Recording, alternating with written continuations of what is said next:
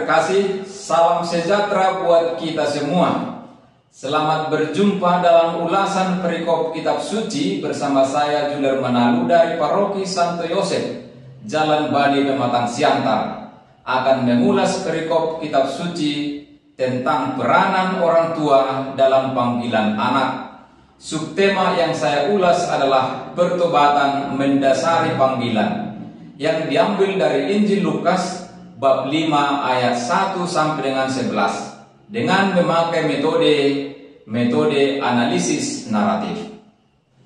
Judul perikop dalam teks ini, perikop ini, penjala ikan menjadi penjala manusia. Dalam Injil Sinoptik, judul perikop ini adalah Yesus memanggil murid-muridnya yang pertama. Bisa kita baca dalam Injil Markus bab 1 ayat 16 sampai dengan ayat 20 dan Injil Matius bab 4 ayat 18 sampai dengan ayat 22. Judul ini sebenarnya dapat kita baca juga dengan memilih Yesus memanggil 3 orang pengikutnya yang mula-mula. Istilah pengikut-pengikut ataupun murid-murid tidak selalu berarti hanya ke-12 murid Yesus, tetapi juga merujuk kepada setiap orang yang percaya dan setia kepada Yesus. Saudara-saudara yang terkasih, saya akan melihat lebih awal jalan cerita yang dimulai dari pada suatu kali. Kalimat ini merupakan pengantar untuk ayat 2 dan ayat 3 sebagai alasan mengapa Yesus naik ke dalam perahu, seperti dikatakan dalam ayat 3. Pada suatu kali adalah suatu cara yang baik untuk mengisahkan suatu kejadian. Maka kalimat pada satu kali bisa juga dikatakan pada suatu waktu. Yesus berdiri di pantai Genesaret, sedang orang banyak mengerumuni dia hendak mendengar firman Allah. Pada ayat pertama dikatakan pada suatu kali, tempatnya adalah di Danau Genesaret. Dalam Injil Sinoptik, tempat adalah Danau Galilea. Bisa kita baca dalam Injil Matius bab 4 ayat 18, Injil Markus bab 1 ayat 16, dan Injil Yohanes bab 6 ayat 1. Danau Genesaret nama lain Danau Galilea yang terletak di bagian utara lembah Sungai Yordan. Danau ini panjangnya kira-kira 23 km dan lebarnya kira-kira 10 km. Orang Romawi menyebutnya Danau Tiberias. Bisa kita baca dalam Injil Yohanes bab 6 ayat 1 untuk menghormati salah seorang kaisar pada masa itu. Penerjemah tidak mengubah nama Danau Genesaret karena merupakan ciri khas Lukas, tetapi danau itu disebut juga Danau Galilea. Pada awal cerita, Yesus melihat 2 perahu di tepi pantai. Nelayan-nelayannya telah turun dan sedang membasuh jalannya. Membasuh jalannya artinya membersihkan jala. Jala adalah alat berbentuk jaring yang dipakai untuk menangkap ikan. Namun jala yang dimaksud dalam perikop ini adalah jala yang besar yang dapat menangkap banyak ikan. Jala tersebut ditebarkan bukan dengan cara melemparkan ke danau, tetapi dengan cara menurunkan ke dalam danau, lalu dibentangkan di antara 2 perahu, sehingga perlu beberapa orang melakukannya. Lalu Yesus naik ke dalam salah satu perahu itu, yaitu perahu Simon, dan menyuruh dia supaya menolakkan perahunya sedikit jauh dari pantai. Lalu Yesus duduk dan mengajar orang banyak dari atas perahu. Simon yang dimaksudkan dalam perikop ini adalah Simon Petrus. Petrus adalah nama Simon dalam bahasa Yunani. Dalam bahasa lain, bahasa Ibrani adalah Kefas, artinya batu karang. Yesus duduk dan mengajar orang banyak dari perahu. Dalam kebudayaan Israel, seorang guru akan duduk ketika mulai mengajar. Orang berdesak-desakan mendekati Yesus untuk mendengarkan firman Allah yang hendak disampaikannya. Setelah berbicara, Yesus berkata kepada Simon, "Bertolaklah ke tempat yang dalam, tebarkanlah jalamu untuk menangkap ikan. Ini merupakan kalimat perintah yang hendak mengatakan, bawalah perahu ini ke tempat yang dalam. Umumnya, ikan berada di tempat yang dalam. Tebarkanlah jalamu untuk menangkap ikan. Terjemahan harafiah dari bahasa Yunani adalah turunkanlah jalamu. Kata Yunani turunkan bukan hanya menurunkan jala dari perahu ke dalam air, tetapi sekaligus membentangkannya. Maka perintah Yesus tebarkanlah ditujukan kepada orang yang lebih dari satu atau jamak. Jadi terjemahannya dapat menjadi, hendaklah engkau dan teman-temanmu menurunkan jalamu ke dalam air dan membentangkannya untuk menangkap ikan. Atas perintah Yesus itu, Simon berkata, Guru, telah sepanjang malam kami bekerja keras dan kami tidak menangkap apa-apa. Tetapi karena engkau menyuruhnya, aku akan menebarkan jala juga. Sapaan Simon kepada Yesus di awal cerita ini adalah guru, dan pada akhir cerita berubah menjadi Tuhan. Awalnya jala sudah dibersihkan, akhirnya jala ditebarkan atas perintah Yesus, dan hasilnya mendapat banyak sehingga jala mereka mulai koyak. Maka harus membutuhkan tenaga sehingga harus minta tolong kepada teman. Saudara-saudara yang terkasih, saya akan melihat lebih awal jalan cerita yang dimulai dari pada suatu kali. Kalimat ini merupakan pengantar untuk ayat 2 dan ayat 3 sebagai alasan mengapa Yesus naik ke dalam perahu seperti dikatakan dalam ayat 3. Pada suatu kali adalah suatu cara yang baik untuk mengisahkan suatu kejadian. Maka kalimat pada satu kali bisa juga dikatakan pada suatu waktu. Yesus berdiri di pantai Genesaret sedang orang banyak mengerumuni dia hendak mendengar firman Allah. Pada ayat pertama dikatakan pada suatu kali, tempatnya adalah di Danau Genesaret. Dalam Injil Sinoptik, tempat adalah Danau Galilea.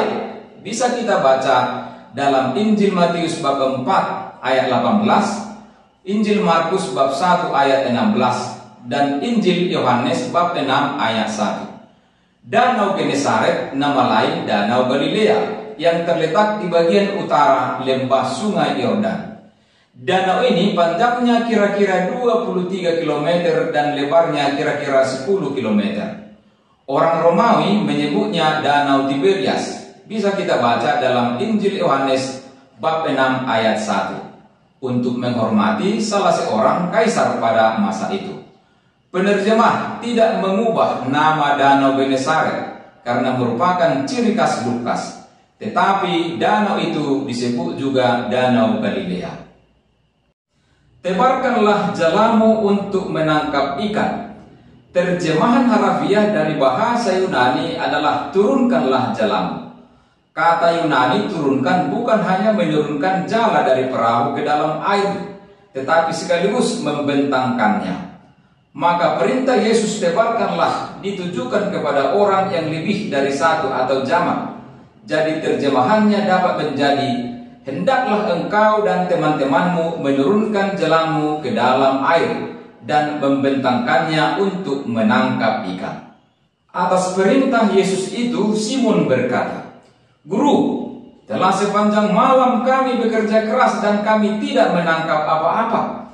Tetapi karena engkau menyuruhnya, aku akan menebarkan jala juga. Sapaan Simon kepada Yesus di awal cerita ini adalah guru, dan pada akhir cerita berubah menjadi Tuhan. Awalnya jala sudah dibersihkan, akhirnya jala ditebarkan atas perintah Yesus, dan hasilnya mendapat ikan. Akhirnya atas peristiwa yang luar biasa itu, ketika Simon Petrus melihatnya, ia tersungkur di depan kaki Yesus dan berkata, Tuhan, pergilah daripada aku karena aku ini seorang berdosa. Tersungkur arti bahasa Yunani adalah merebahkan diri dengan muka ke tanah atau berlutut dengan muka sampai menyentuh tanah, merupakan tanda hormat atau menyembah atau sujud. Simon Petrus mengucapkan kata-kata, "Tuhan, pergilah daripadaku." Kalimat ini bukan ungkapan kemarahan kepada Yesus lalu mengusir Yesus, tetapi karena merasa tidak layak berada di dekat Yesus. Tuhan artinya yang kuasa, yang berwenang, diakui sepenuhnya. Aku seorang berdosa.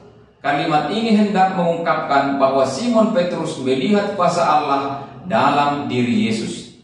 Yesus akhirnya memberi tugas baru kepada Simon, "Engkau akan menjala manusia." Sampai saat itu pekerjaan Simon adalah penjala ikan, dan pada saat yang sama pekerjaannya berubah menjadi penjala manusia. Ini adalah suatu kiasan yang artinya mencari manusia menjadi pengikut Tuhan Yesus.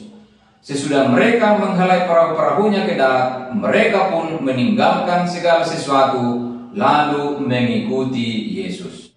Yesus akhirnya memberi tugas baru kepada Simon, "Engkau akan menjala manusia." Sampai saat itu pekerjaan Simon adalah penjala ikan, dan pada saat yang sama pekerjaannya berubah menjadi penjala manusia. Ini adalah suatu kiasan yang artinya mencari manusia menjadi pengikut Tuhan Yesus. Sesudah mereka menghalai perahu-perahunya ke darat, mereka pun meninggalkan segala sesuatu lalu mengikuti Yesus. Saudara-saudari terkasih, sekarang kita melihat tempat dan waktu dalam perikop ini. Pada awal cerita, tempat ada di tepi pantai. Di pertengahan cerita, di danau yang agak dalam. Dapat kita lihat atas perintah Yesus, bertolaklah ke tempat yang dalam. Di akhir cerita di darat. Ini dapat kita baca dari ayat 11.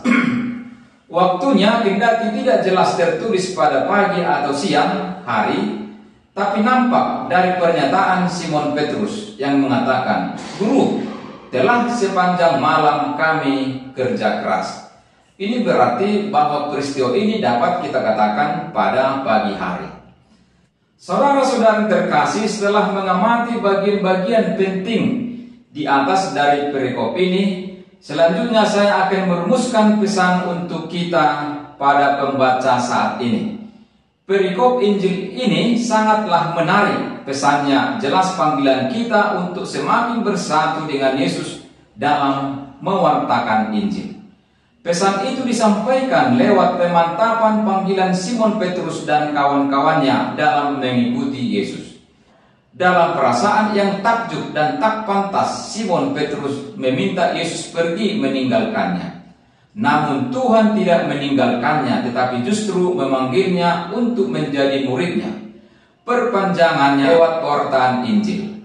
Allah selalu menyentuh dan memanggil kita. Dia datang bukan saja dalam doa, tetapi juga saat kita kecewa atau frustrasi disebabkan kerja keras yang tanpa hasil. Simon dan kawan-kawannya menanggapi panggilan Tuhan menjadi penjala manusia dengan meninggalkan segala sesuatu. Tuhan mencari orang yang rela diutus dan siap pergi atas namanya. Sama seperti para murid, kita juga diajak menjadi partner Yesus untuk membangun kerajaan Allah lewat pewartaan Injil. Kita diajak menjadi muridnya, entah pun lewat hidup berkeluarga. Kedua, pesan khusus kepada kita para orang tua.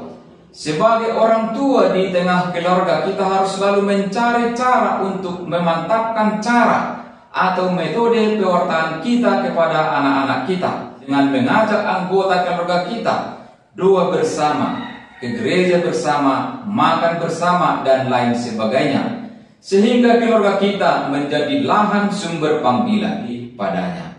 Demikian dulu ulasan ini, sekian dan terima kasih.